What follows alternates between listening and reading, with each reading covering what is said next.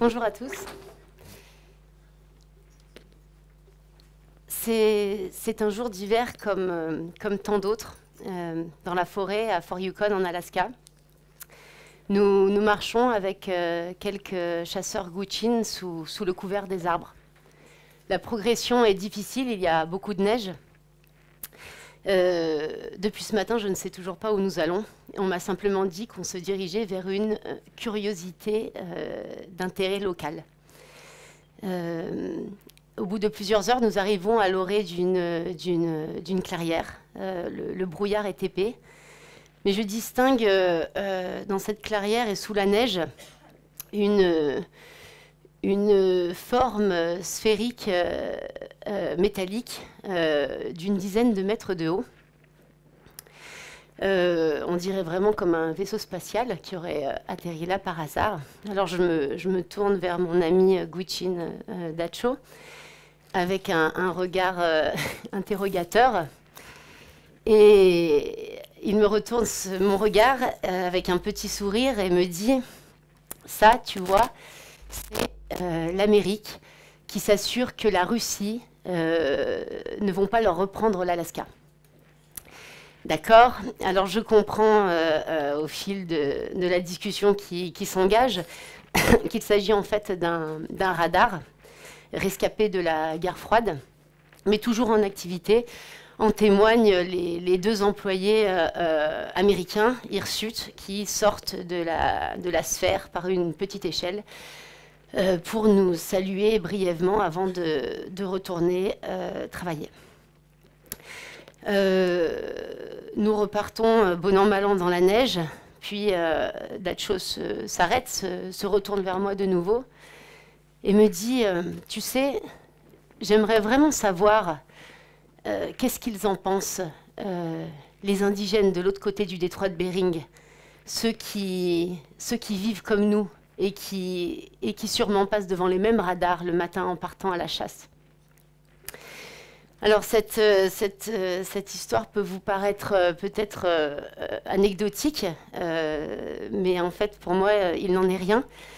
Il y a parfois sur le terrain des moments comme ça qui sont comme des fulgurances et qui font prendre à votre travail anthropologique et même parfois à votre vie des chemins inattendus.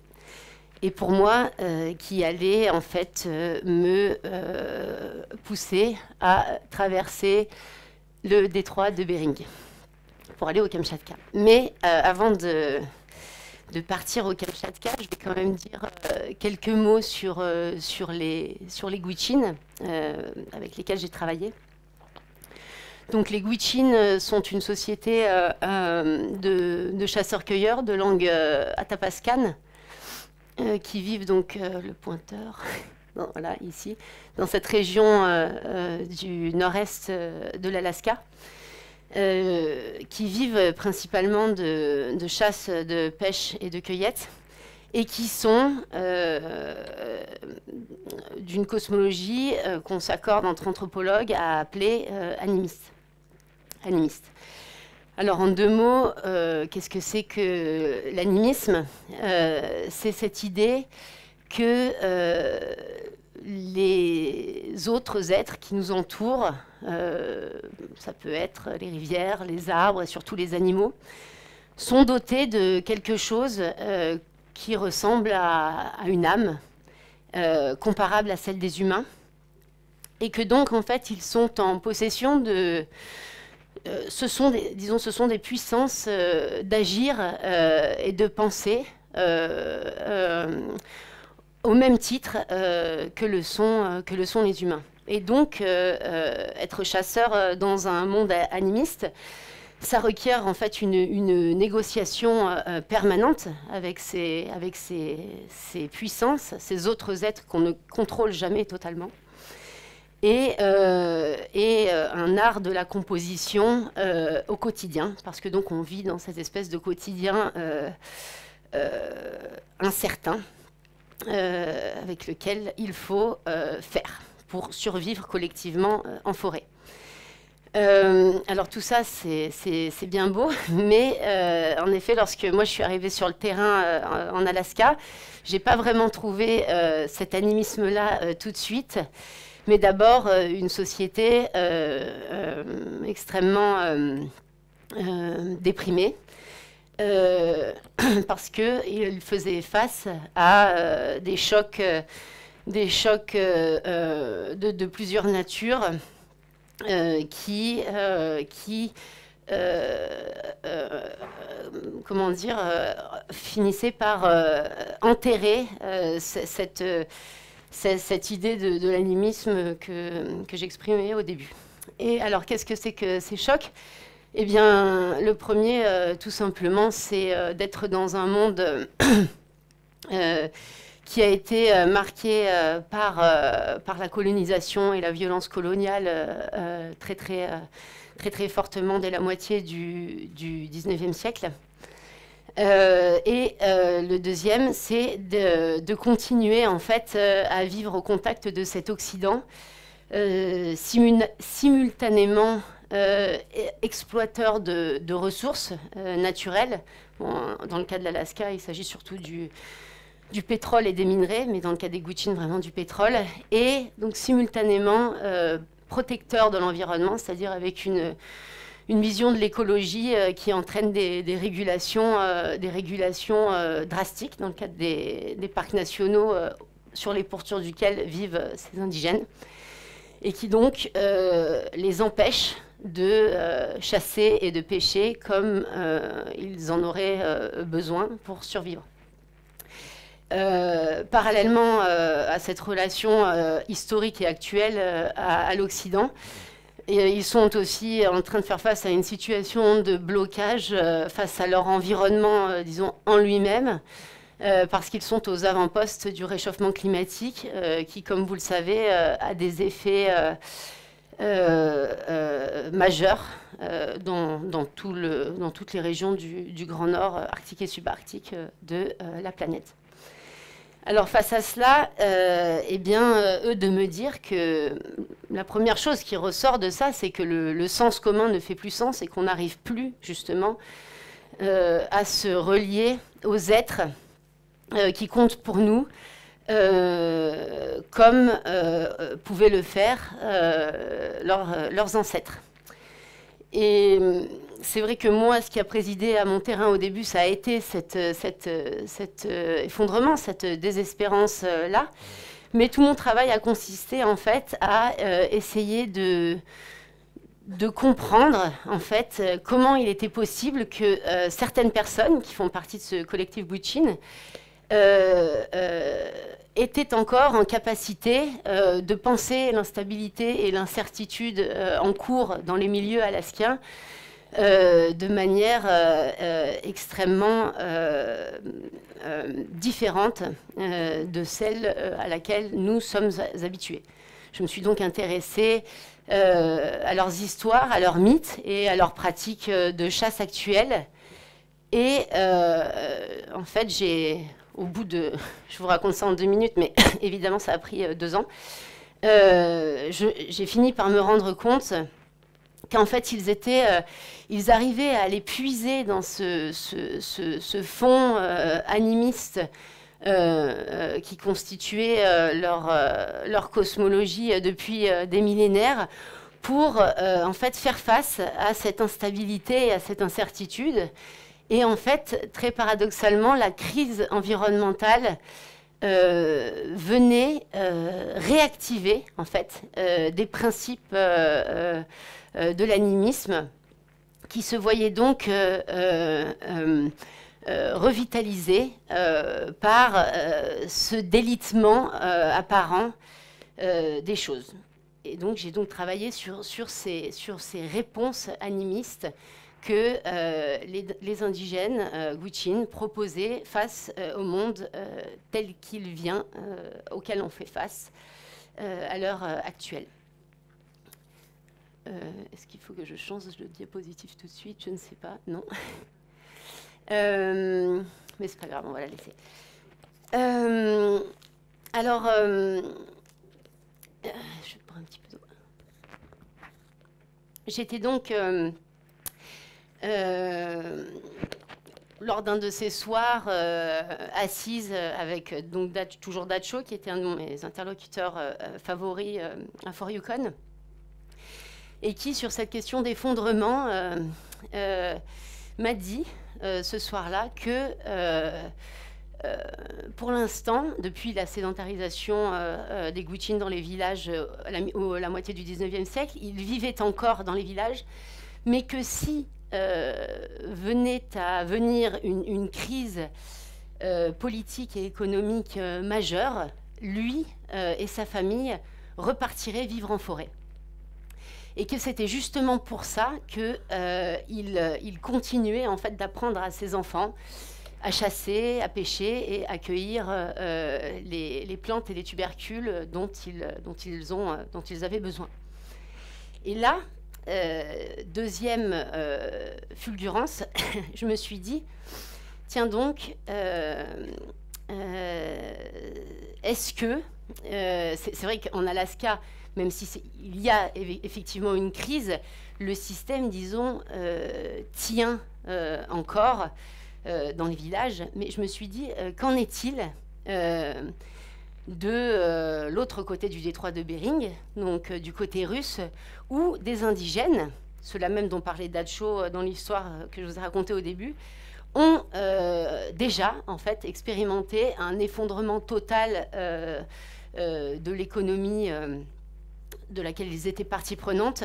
Qu'en est-il? Et est-ce qu'il n'existerait pas des collectifs qui seraient, à l'occasion de cette crise, repartis vivre en forêt?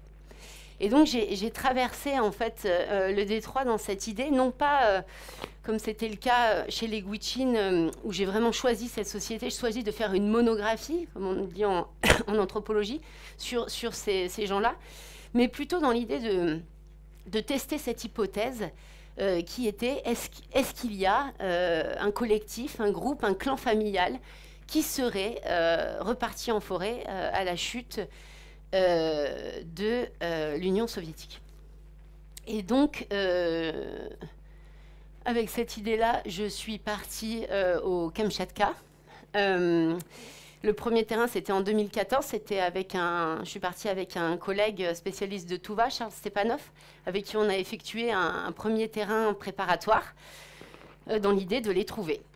Alors après maintes pérégrinations et rebondissements que je vous passerai parce que ça serait trop long, et de plusieurs semaines, on a fini dans dans l'ancien kolkhoz du nord du Kamchatka qui se trouve par ici. On a fini par en fait trouver des indices qui nous ont poussé à penser qu'il y avait bien un clan familial Even qui était reparti en forêt dans les années 90. Alors, tac. Les Even sont traditionnellement éleveurs de rennes. Ils ont migré au Kamchatka depuis l'Altaï et sont arrivés en fait juste avant les Russes au milieu du XVIIIe siècle. Et là, en fait, ce clan familial qui est reparti a décidé en fait d'abandonner en fait l'élevage de rennes, parce qu'aujourd'hui ça a été récupéré après les kolkhozes par des entreprises privées, pour redevenir totalement chasseurs-cueilleurs. Et donc en fait ils vivent aujourd'hui dans des camps de chasse tels que celui-ci.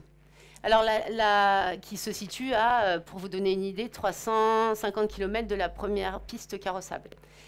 Alors la chef de clan de Tfayan est une femme, elle s'appelle Daria, elle a 66 ans maintenant.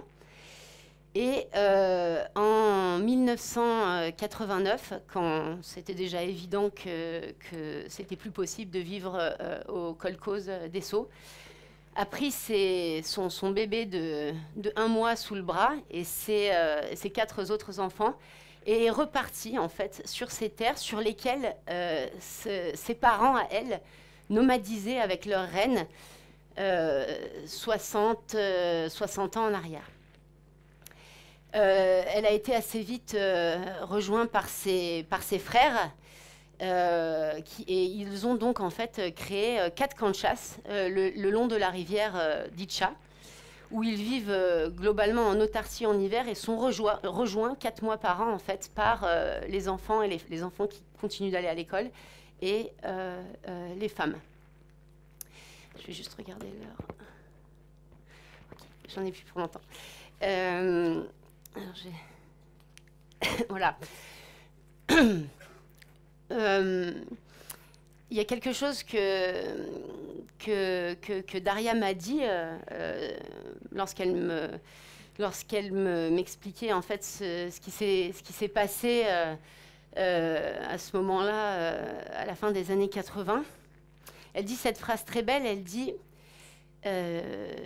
tu sais Nastia, un jour, la lumière s'est éteinte et les esprits sont revenus.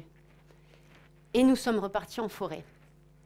Et voilà, moi j'aime beaucoup cette phrase parce que en fait, elle résume assez bien le travail que j'essaie de mener à l'heure actuelle sur cette question de...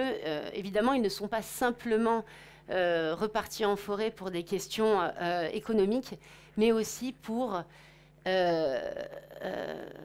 en fait, se relier de nouveau à ces êtres de la forêt qui comptent et qui, en fait, étaient loin d'avoir disparu parce que, quelque part, s'il a suffi, entre guillemets, à la lumière de s'éteindre pour que les esprits reviennent, je trouve que ça en dit long sur la précarité de ces systèmes politiques et économiques dans lesquels nous vivons et sur la force que peut avoir cet animisme sur lequel je travaille. Voilà.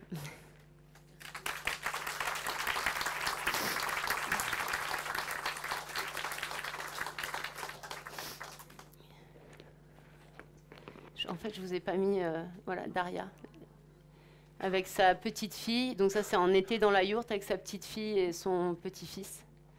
Je ne sais pas si vous avez des questions. Oui. Bonjour.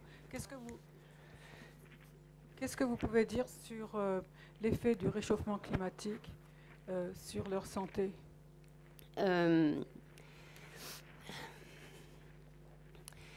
La situation est différente en Alaska et au Kamchatka. Alors, en Alaska, c'est beaucoup plus visible parce qu'en fait, c'est beaucoup plus au nord, donc les effets sont beaucoup plus présents.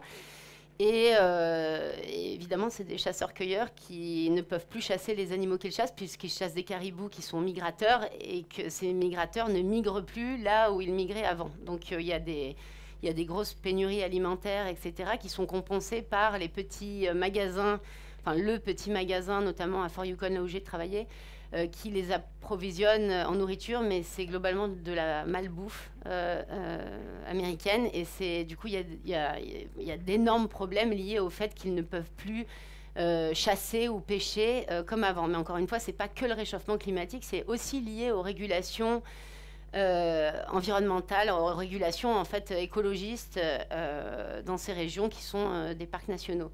Au Kamchatka, c'est encore beaucoup moins présent parce qu'on est vraiment dans une zone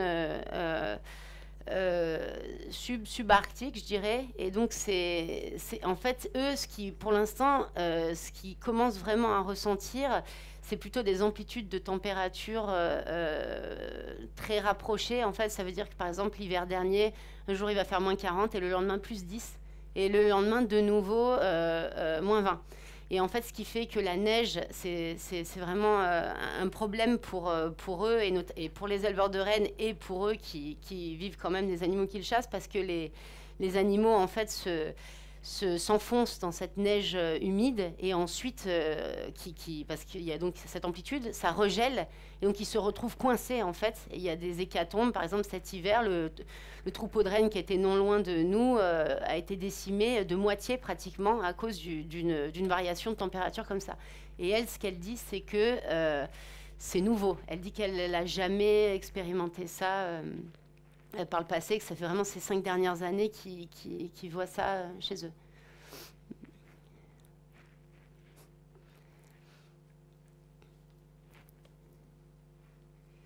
Lorsque, lorsque vous dites que les esprits sont revenus, est-ce que vous avez pu observer que pendant la période soviétique, il y avait eu une rupture de la transmission des croyances et des pratiques animistes et qu'on assiste actuellement à une recréation comme ça existe dans d'autres régions de par le monde? Ou est-ce qu'il y a eu une poursuite de la tradition et de la transmission? Oui, merci, c'est une très bonne question. C'est difficile de répondre de manière univoque et pour tout le monde, mais pour les gens avec qui je travaille, je pense qu'il y a eu une poursuite, mais qu'elle était sous-jacente. En tout cas, vraiment, c'était quelque chose dont on ne parlait pas vraiment. Et que, en fait, les esprits sont revenus. Je pense que c'est aussi une manière de dire que quelque chose, lorsque cette espèce de structure, ce cadre institutionnel, politique, économique s'effondre, c'est comme si, en fait, quelque chose dans ce noir, cette espèce d'obscurité qui n'est plus justement la lumière électrique, redevient possible, en fait. Comme si ça redevient possible de nouer des relations avec des êtres qui ne sont pas des relations basées sur des principes de productivité. Parce que, par exemple, pendant l'époque soviétique, c'était ça. C'était les rennes, c'est un produit sur lequel qu'on gère, en fait. Enfin, et là, du coup, d'un seul coup, ça redevenait possible d'entrer en relation différemment. Et je pense que c'est vraiment quelque chose qui a aussi poussé ce retour en forêt de se relier différemment aux êtres qui comptent. Et donc de redevenir différent pour soi aussi. Parce qu'on est fait de ces relations-là.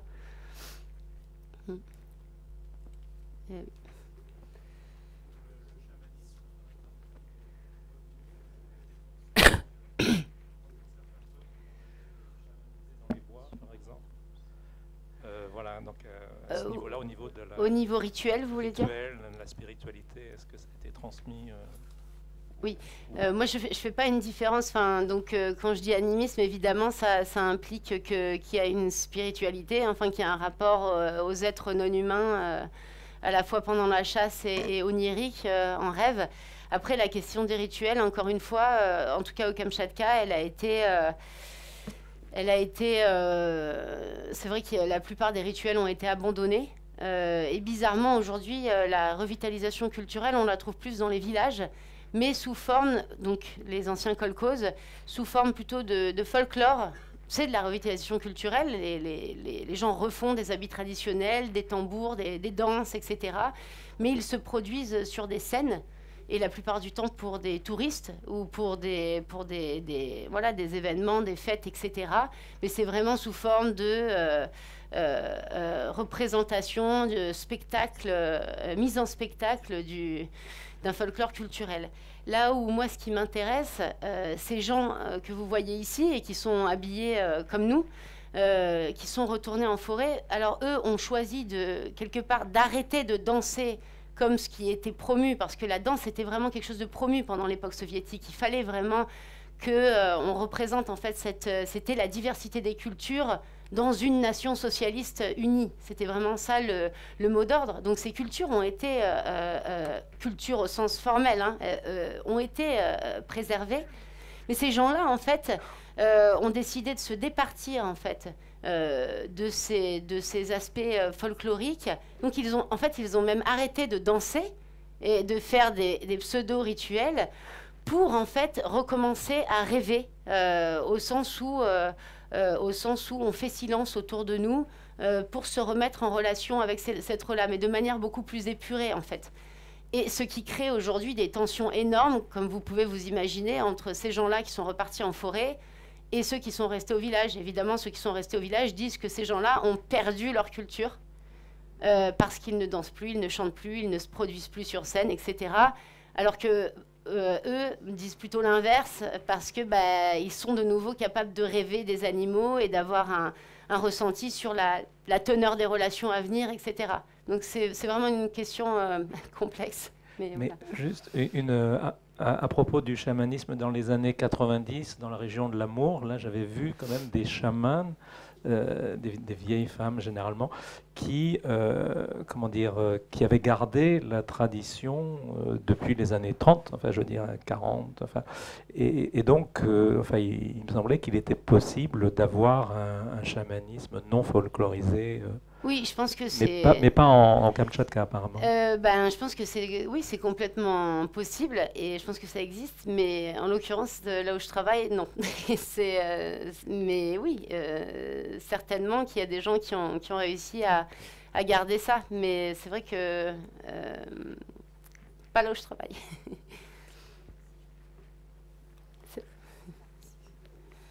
Ben, merci.